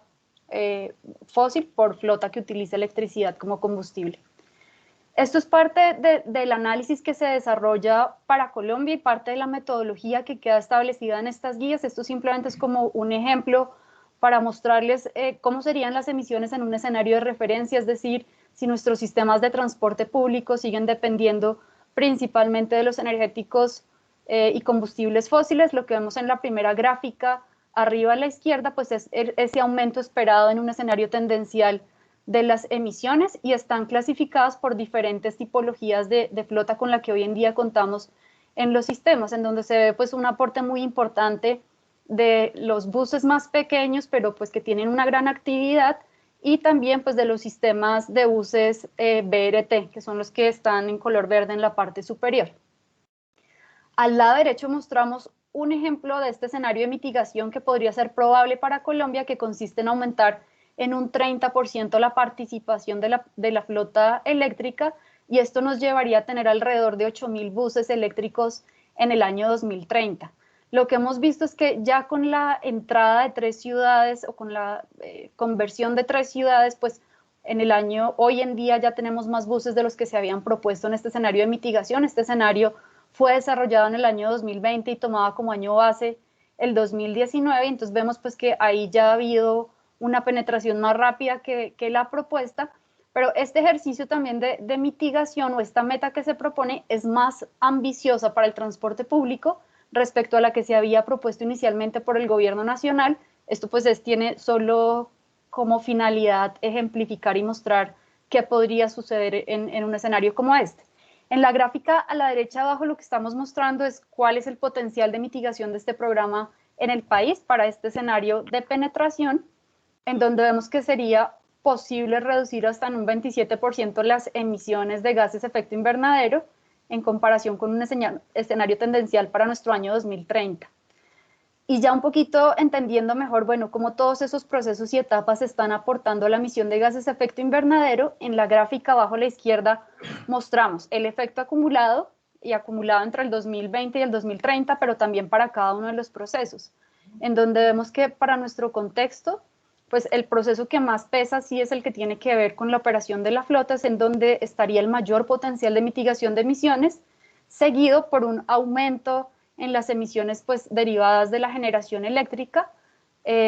También pues vemos un beneficio en la reducción de esas emisiones asociadas a las aguas arriba para la producción de fósiles y una mejora por esas emisiones fugitivas del sistema de aire acondicionado.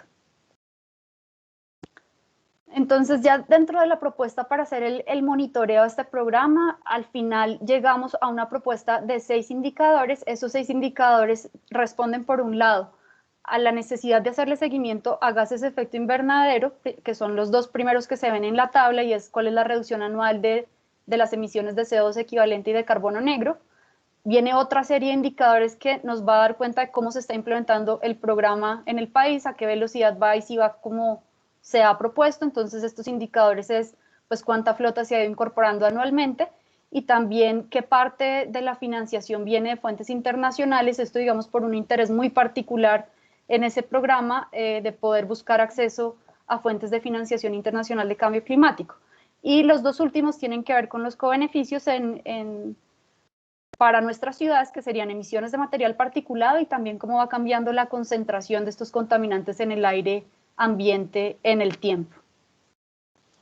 Para cada uno de estos, entonces, se hizo un ejercicio de identificar cuál es la información mínima que se requiere para poder hacer ese seguimiento año a año, haciendo una apuesta muy grande por un conjunto, una base de datos que sea una fuente de información o, digamos, datos que puedan ser usados por defecto, que faciliten este ejercicio para aquellas ciudades que hoy en día no cuentan con toda la información que se requiere.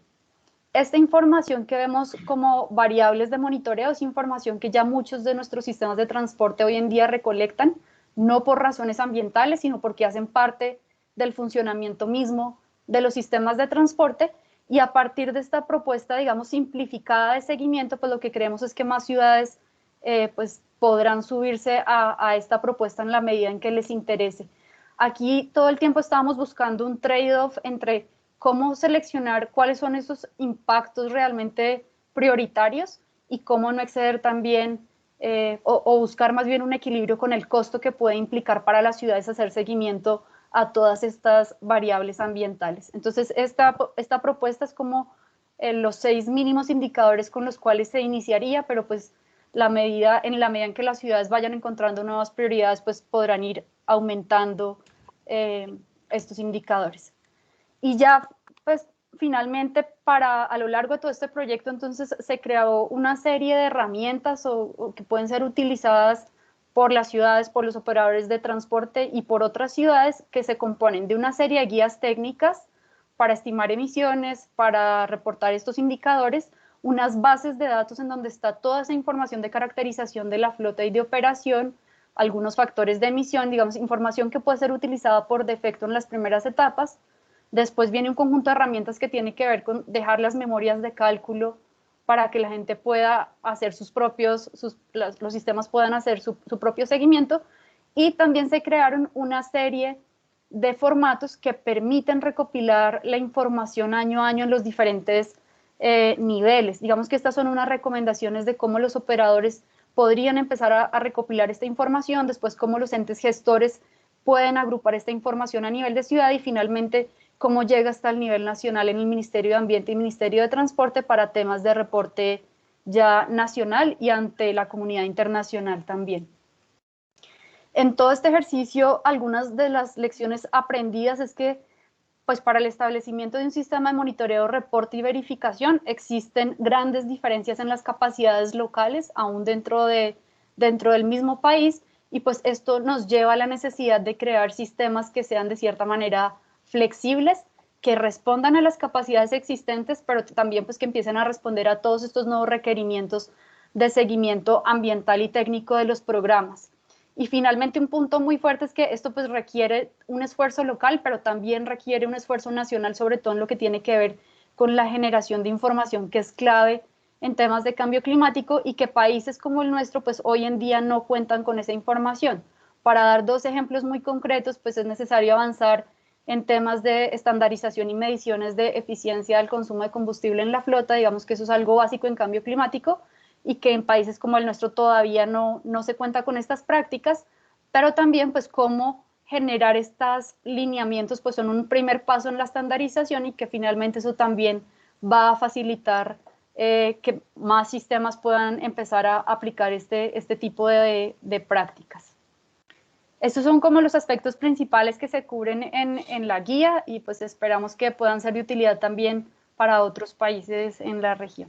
Gracias. Thank you very much, Mónica. So please don't be surprised by seeing me instead of Oliver.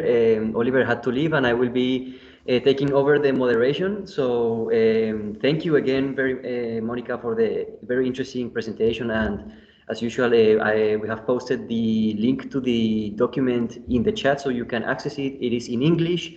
And now you can stop using the translation. Whoever needs to who speaks English, we are going to have the next presentation in English from now on. Now, regarding the Q&A session, I would suggest that we continue with the next presentation, and perhaps if there more questions arise, we currently haven't had many, we can perhaps have 5 minutes to close the session. Now, I would like to give the microphone to Rohan.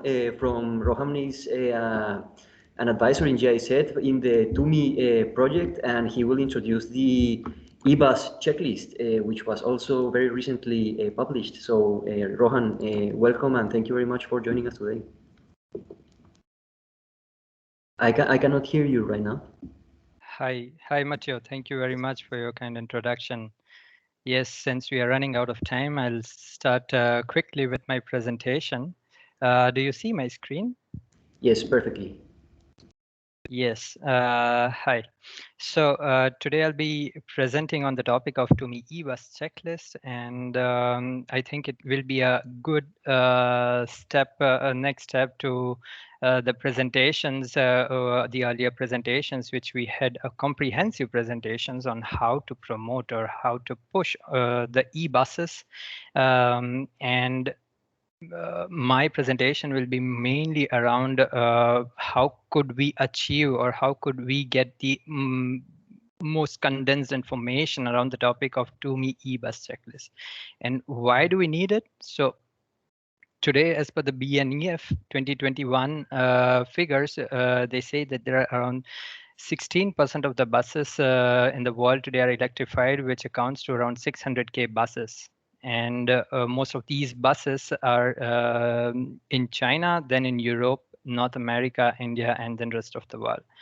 So the question is, how do we fulfill or how do we complete this gap of 83% of the buses? How do we electrify these remaining buses? Because why this question? Because the bets on the electric buses to achieve the net zero emissions is quite high. And the BNEF EV Outlook 2021 also shows that if we need to achieve the 2050 net zero emissions, then 100% of these buses needs to be electrified. But how do we do it? On how do we do it? I think the publication presentation did quite well, and I won't go into that topic right now, but how do we do it, and who does this? So the key stakeholders involved for e-bus promotion are strategic level, that is the city administrations and transport authorities, who will be mainly working around the question, what do we wish to achieve? Definitely net zero emissions. The second level of stakeholder includes tactical level, which are mainly the public bus transit companies, and they work around, or they'll be working around the question, what services can help us to achieve this net zero emissions. And finally, at the operational level will be the energy suppliers and OEMs for the vehicles, as well as charging infrastructure, and perhaps also on the private bus operators, depending upon the business model which is operating in different cities across the world. And they'll be working on how do we produce this offer and these services. So if we see, there's a broad level of expectation which we are developing at the strategic level when it comes to achieving the net zero emissions, not just in the mobility sector, but also the other sectors which the city administrations generally administer in the city. But sticking to the topic of mobility and e-mobility, if we see or dig a little deep into the expectations which we are developing for the city administrations, I tried to bring it down into 5 main blocks, which includes right from developing a sustainable urban mobility plan,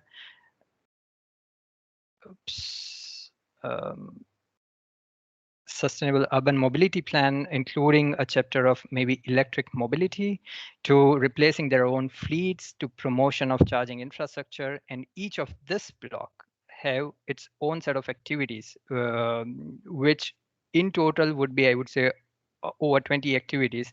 And promotion of or decarbonization of public transport fleet is just one of these activities. And if we dig a little bit more into this topic, then in brief, if I could conclude on the slide of the publications, which presentation which we saw, was that there are a number of activities at strategic, tactical, and operational level. And the main question here is how much time we need to do these activities.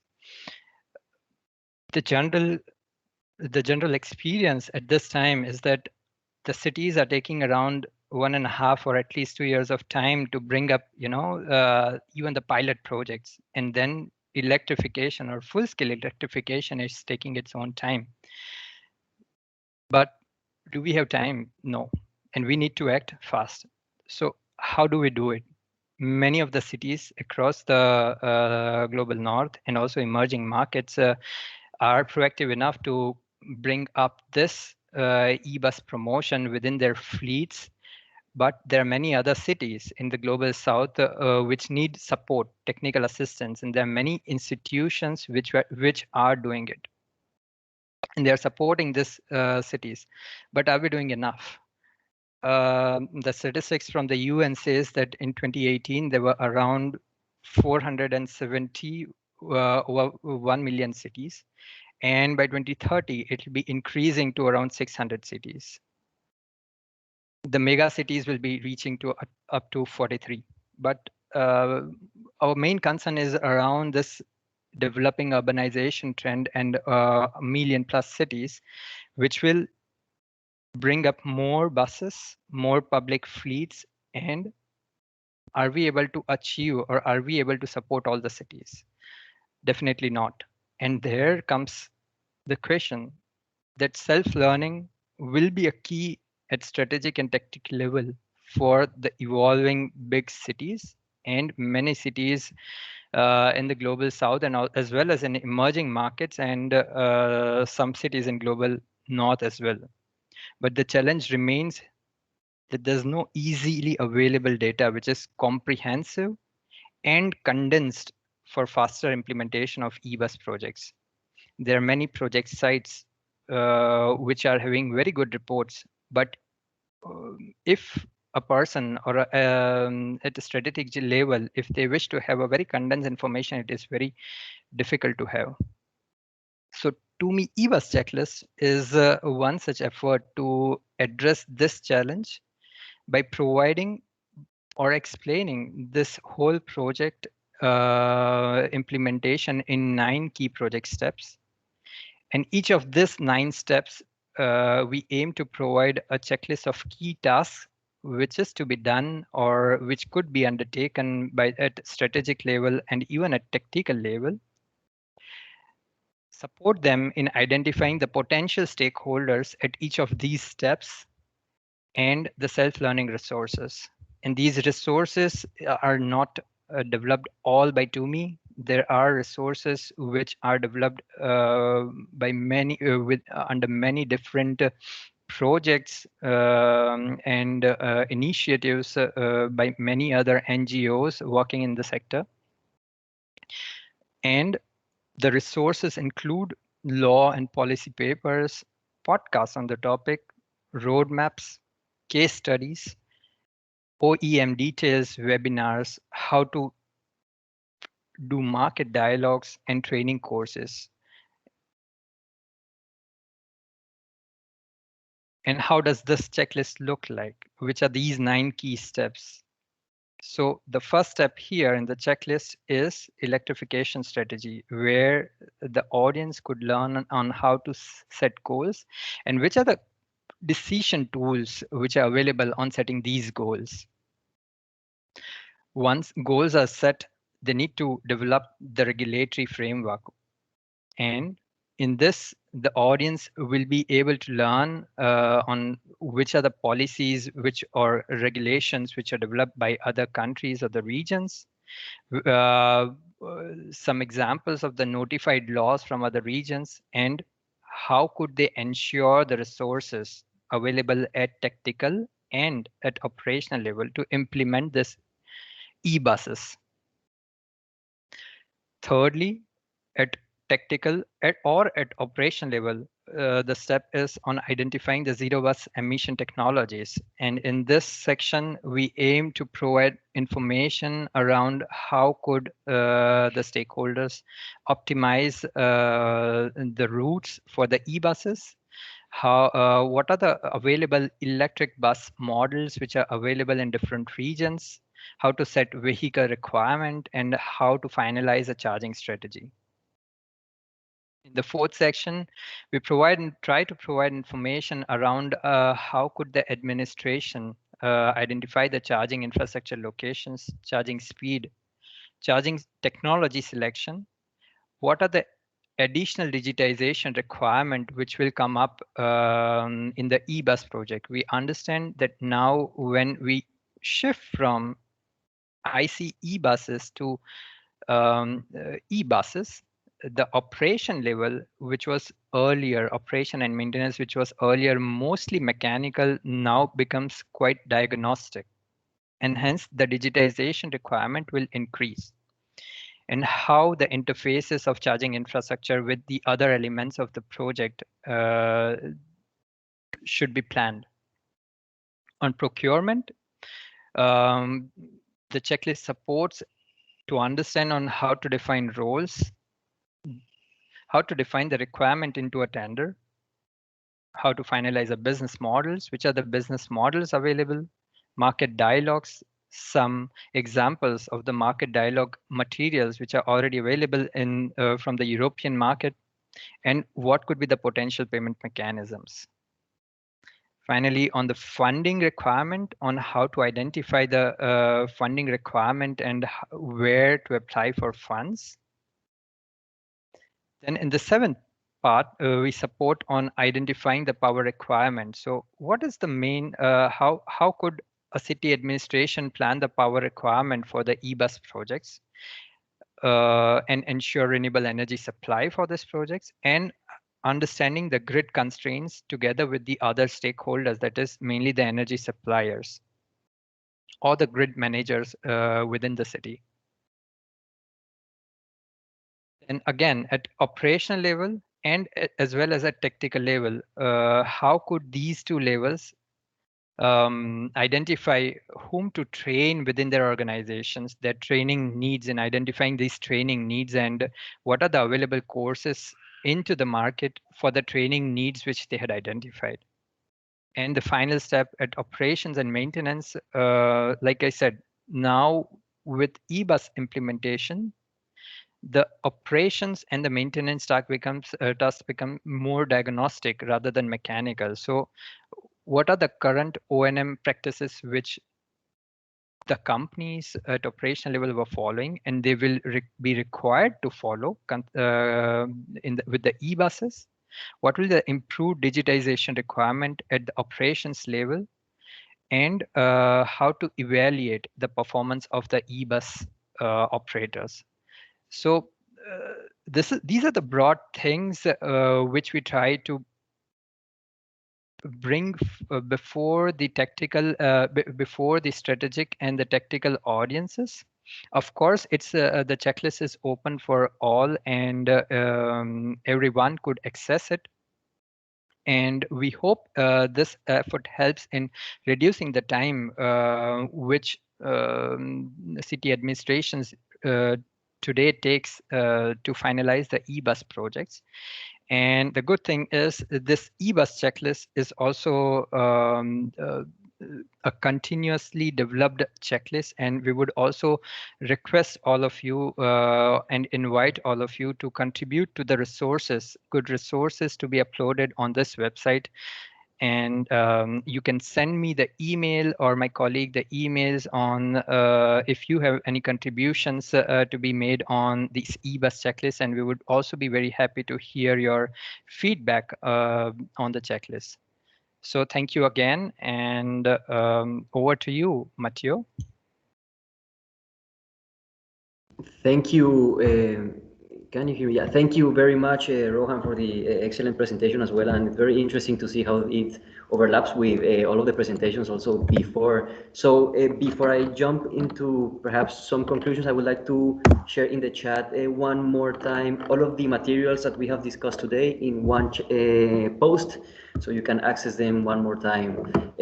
So I would like to ask all of the speakers from today to perhaps turn their cameras shortly on, and then I would like to ask you if we could perhaps answer 1 or 2 or 3 questions and before we go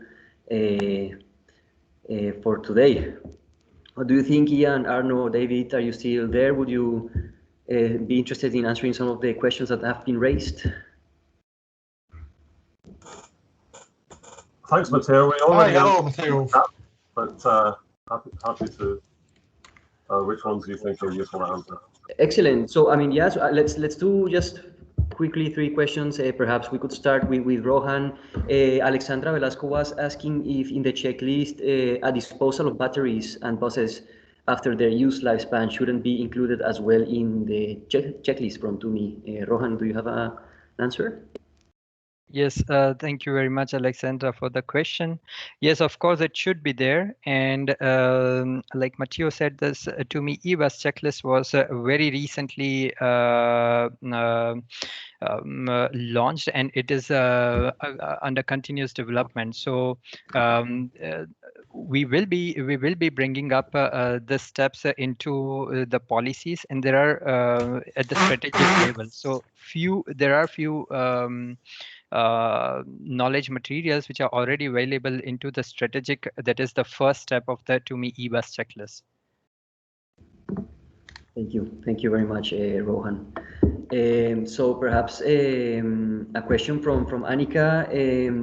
Annika Berlin is asking if any of you has any data on the transaction costs for an e-bus pilot versus a full rollout, and of course including the studies that are required and items. Does anybody has experience on this regard and would like to answer this question? David, go ahead. Yeah, I think what we can see is that the people who are emerging into the market on some of these alternative funding models that that Ian and I talked about, they are offering standard documentation. Now, of course, it needs careful review, but I think they see part of the hand-holding to provide, as it were, a guide to the economic analysis and fairly standard documentation for all the different asset classes. And we've seen that on a few deals that we've either advised on or we've had a look at. That's a very different approach than the traditional diesel bus manufacturers who are basically selling you metal and often are not very involved in the maintenance of the vehicles. But of course, you can go the other way and spend a huge amount of time developing your own documents and negotiating, and that's going to be expensive, as everything involving lawyers invariably is. Thank you very much, David, for your answer. So Alexandra was also asking before if some of you would have perhaps some experience on the basic conditions to make a retrofit or reconversion of diesel buses to electric buses in Latin America, in the Latin American context. I don't know if perhaps if that one was for you, Monica, or I don't want to put you on the spot, sorry, but if somebody can answer the question, otherwise we can perhaps find an answer and share the answers later with the presentations as well. Okay, so then we would. Okay, maybe. Arno? Yes? Maybe, yeah. Arno, speaking UITP, just maybe a side comment from UITP, not specifically for Latin America, but it's true that this let's say idea or this issue of conversion of buses is discussed in some circles. It comes also back once in a while, but so far and until now, we have not yet observed a, let's say, sustainable example or let's say what you call a good practice. So it is. I think it is feeding the discussion, and I think it's healthy also to ask the question. But yeah, I believe in reality there are really many factors that let's say that come on the table when this option or policy option is discussed. Maybe also one of them, of course, would be if let's say already older buses or buses with a certain lifetime would be reconverted, is that you end up also with rolling stock maybe of 20-30 years old in the company, and you could ask the question: is this what customers still want, or is this sufficiently teasing to attract new bus travelers on the network? So this is just one element, but it's definitely a question I recognize from the public transport sector. But unfortunately, I cannot give best practice examples. Just to jump in on that, a very different story we're seeing on rail, where we're working on projects, in fact, specifically with a Central American dimension, to convert trains from either electric to battery electric or diesel to battery electric. And in fact, sounds incredible, but there are district line trains built in the early 1980s that have already arrived in America and will be driving around as battery trains. So aluminium built trains have a very, very long potential life. That can be up to 60 years. So we're working on projects to convert trains between 5 and 40 years old, either from diesel to battery electric or from electric to battery electric, using fast charge technology. And that's obviously a very different economics than Arno referred to on buses. But I do think buses that we tend to think would last 15 years. I think those people who've been involved in trolley buses will know that 20, 25, 30 years is quite achievable, particularly if you paid a bit more up front. But I don't think we're going to be seeing any 60-year-old electric buses in South America or anywhere else.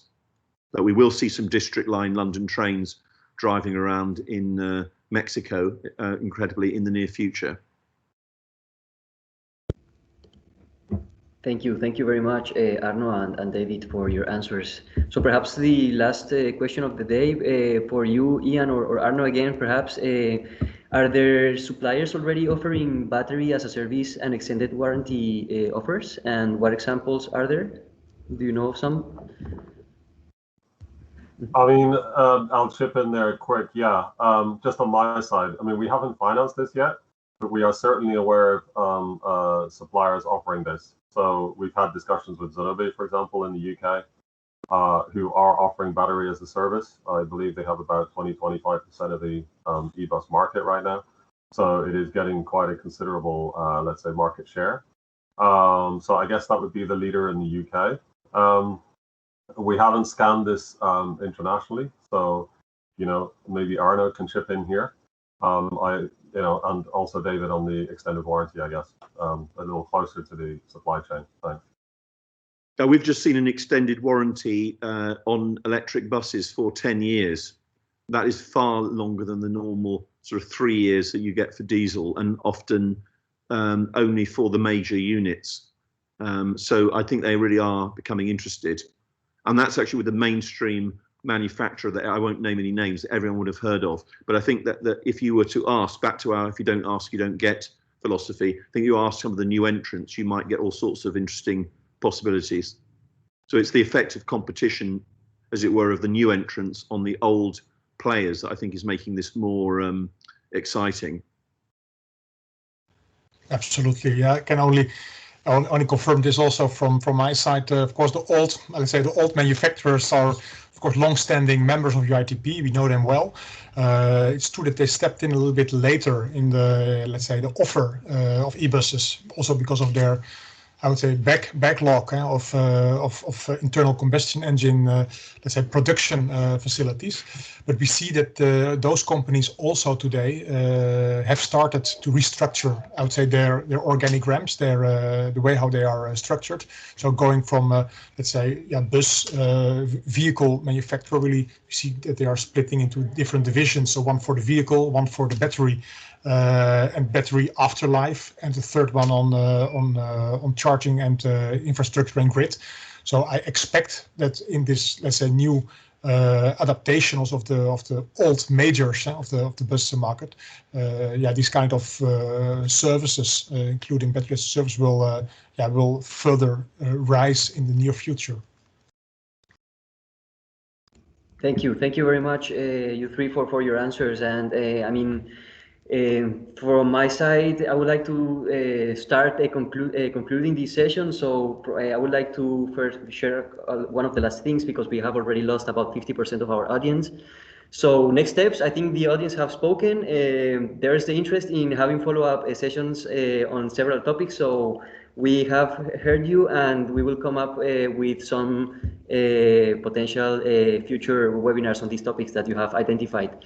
Second, regarding the speakers, thank you very much. This has been a long preparation process, but very rewarding and incredible insights today. I think the entire week we are soaked with new insights, and from my side, I cannot take anything else to because too much information. So thank you so much again. Perhaps I would like to invite all of the incredible people that participated in the development of the e-bus policy paper to also turn on their cameras and pay due respect and appreciation for this amazing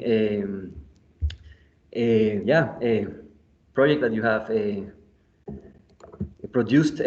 Perhaps Aida, Xiaolu, Alok, do you want to turn your cameras on and say hi to everybody, so everybody knows who's behind the scenes, pulling the strings. Thank you very much. It has been very nice to meet you all. Thank you, Rohan. Thank you, Mónica. Excellent presentations, and your publications are also super welcome. Please do not forget to read the documents, and I wish you a very happy weekend and a conclusion to the Transport and Climate Change Week. Thank you very much. Thank you. Hope to hear from you soon. Thank you. Bye-bye, everyone. Bye-bye. Have a good weekend.